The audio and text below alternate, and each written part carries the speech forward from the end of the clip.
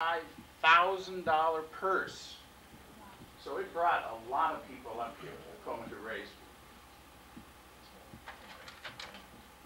All right, this interesting story about this gentleman. I'm going to get into a lot of stories, so you're going to have to stop me. This gentleman is Ralph Mulford. He looks like he's all white because he has a leather hood over him. All you can see is his eyes. Ralph was running here in 1912, and the car in front of him shot a rock up and hit him in the head. And so it knocked him unconscious, actually, when he was running the car. And so his mechanic, this is the second person in the car, grabbed the wheel. They got Ralph off the side of the road, and then the mechanic finished the race and came in second place. So that was actually pretty good. And so Ralph was taken over to the track hospital and bandaged up. And there he is inside, like screaming when he came in second place. All right. Now this gentleman was at the time the most famous race car driver in 1912. This is Theodore Terrible Teddy Tetzlaff. And he deserved that name, Terrible Teddy. When other race car drivers would say, you never raced Terrible Teddy, you chased him. And the reason is, when he'd start to race, he'd put the pedal to the metal. Now, and he never let it up until either he won the race or the car broke down. That's Terrible Teddy. Now, in 1912, he was the greatest race car driver there was in the U.S. And they got him to come to Tacoma. Now, he was running with a group of race car drivers that was sponsored by a man by the name of Marouse. Now, when he got into Tacoma, he was immediately kidnapped. Because nobody wanted Teddy Tetzlaff here at Tacoma because he was such a great race car driver. So Marouse had to pay a ransom to get this guy. And when they finally paid the ransom and asked him, where's Tetzlaff? They told him, well, he's in one of Tacoma's famous bordellos. And so they go into this bordello and get him out. He didn't want to go. That's Terrible Teddy. And he also was rightfully so. That's why they were so worried about him, because he won the 1912 Tacoma Speedway. And he got a purse in 1912 of $5,300, which was an incredible amount of money. This car is a 120 horsepower Fiat. A normal man stands up to it, that radiator would stand up to his chest. That's how big that car is. 960 cubic inch four-cylinder engine for your auto people. Now there's a trophy he won. That's called the Monte Marathon Trophy. This trophy is now in the Indianapolis Motor Speedway Museum. It shows little race cars racing around Mount Tacoma.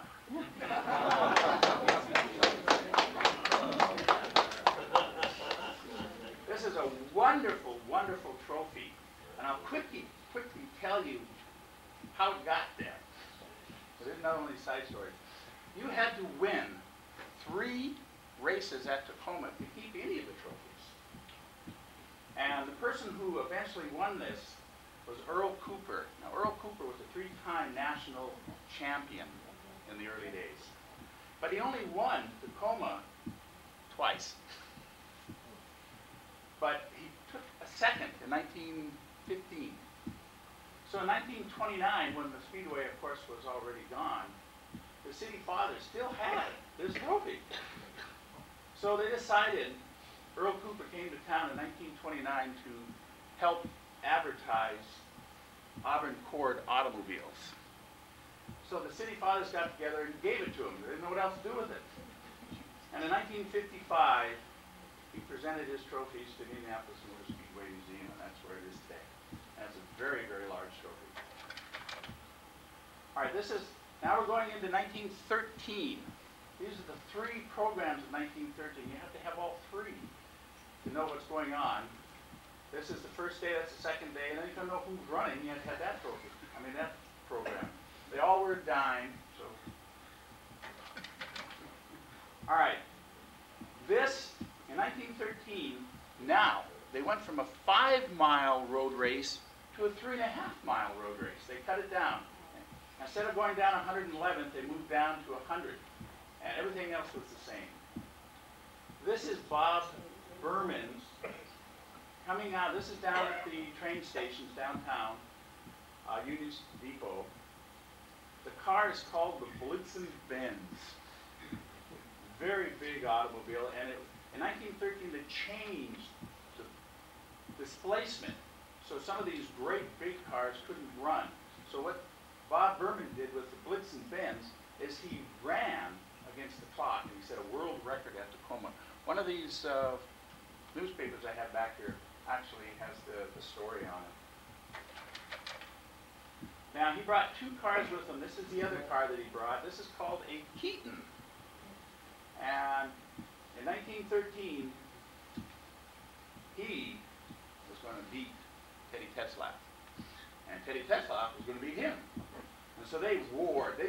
They fought it out all the way down, and both of them blew up. And that's how Earl Cooper snuck in and won the race in 1913. Now, this is Jimmy Parsons. He's out of Seattle. The car's a Stutz. Now, Jim Parsons was the only race car driver to win the Tacoma Speedway 3 times in a row. So he got to keep his trophies. When one of them is right back here. His son gave them to the Hera Automobile Collection, and when that broke up, they sold the trophies, and that's how I ended up with them. Okay, anyway, this is a great race car driver. He won the inner city race 3 times in a row. Here's the start of the Montemarathon. That's what they called it because they tied it into the Montemaro Festo, and it was called the Montemarathon. Where did they come up with that name? All right, here's the Blitzen-Benz. It's great. Now, this is a Mercedes-Benz, by the way, if anyone. And this set a world record here at Tacoma.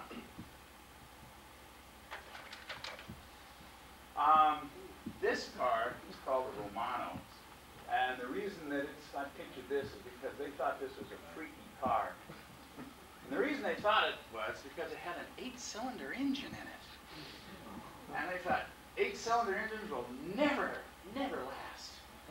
This was the only 8-cylinder car in it, and it was an 8-cylinder aircraft engine. Didn't do well, though. But anyway, that was the first 8-cylinder. Now here is Earl Cooper. And that is his the Stutz race car. This car won more races in U.S. history than any other car. That car right there. And he became national champion 3 years. Great race car driver. Used his head. All right, now we're into 1914. Now here we go again. They changed the size of the speedway again. In 1914, they moved it down to a 2-mile oval. It's actually 1.97 if you want to be exact. And they had it in the corner, the northeast corner of where it is now, the vocational technical school. There's the building of it. Now they moved the grandstand from Lakeview Drive over to Silicon Boulevard, and that's the building of it right there. And they have these old steamrollers. They banked the curves 18 feet high. And here's the start of the inner city race in 1914. There's the Romano right there. This man, Jack Crossan, had a Chevrolet dealership here in downtown. In fact, it was, are you ready for this? Across the street from this building. Oh, okay.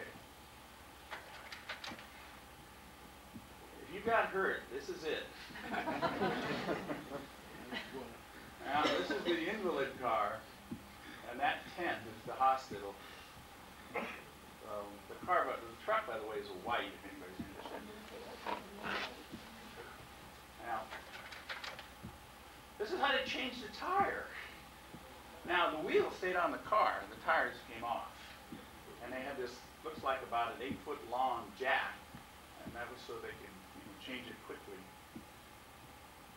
This is Jimmy Parsons' studs, by the way. There's the start of the 1914 race. Now, Terrible Teddy has been reduced. He's not driving these huge Fiats anymore. He's driving this little #3 Maxwell. But it's still a very formidable car. Here's what the pits look like, the Maxwell team. Now you could come in and park your car on the other side of this. You can start seeing them right there, all the way down. It cost you $5 a car, and an extra $5 if you had a whole carload of people too. I think it was $10. And depending on where your car was, it was also a little bit more. Now, this, Wilbur Delane, he's actually in front of the post office downtown. The Tacoma Speedway Association was in the Perkins building, which is right over here. And in the 1914 papers, they were talking about, this is the car to beat. And this was really great. The car's in Marmon, by the way, but that's what happened to it. It didn't go very far. And the mechanic got hurt. Not too seriously, though. Here's an interesting story. This is Bert Bingley. This is 1914. The car is called an Ono. And the reason it's called an Ono, first of all, this is Teddy Tetzlaff's Fiat from 1912. Because it was so big, they couldn't race the car anymore, so he sold it. He sold it to Bert Dingley here. Bert took the engine out and put a Pope Hartford 6-cylinder engine in and put the Pope Hartford radiator. So when everyone come up to the back of this thing, they're saying, oh, that's that Fiat. Then I see, wow, it's something different. I go, oh no, it's not the Fiat. Well, Bert got tired of hearing this, so he called it the Ono. Now the problem with this was a great car, but the problem with Bert and his car is that Bert got into a serious accident with this car, and he was in Tacoma for at least 6 months recuperating. And he wrote articles in the Tacoma papers, and he was quite a colorful character.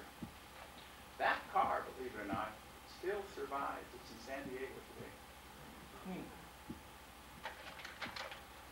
Now, these are called cycle cars. And they were racing in 1914 in September. And they would get them look like the regular race cars. This is like the Ford Mercer, and that's like the National. And they would dress them up, and then they'd have little motorcycle engines on them, and then they'd race out of the Speedway. And they did this in September for 1 year. It's 1914. And they were quite fast. They were quite... Believe it or not, that's how you got gasoline out of the Speedway. You didn't drive it out. It was horse-drawn. And a Red Crown gasoline truck there. Now, this Fred Wagner, starter for years, he's flagging Earl Cooper for winning the race. Fred Wagner was the starter in Indianapolis for many, many years. Very famous man in earlier auto racing, and he would come to Tacoma as much as he could to start the races. Now, we're already in 1915. Now, 1915, we have another change. That 2-mile dirt track goes to boards. And what they did, they had 2 million board feet of 2x4s. And they laid them on end. And that is what they had here, 1.5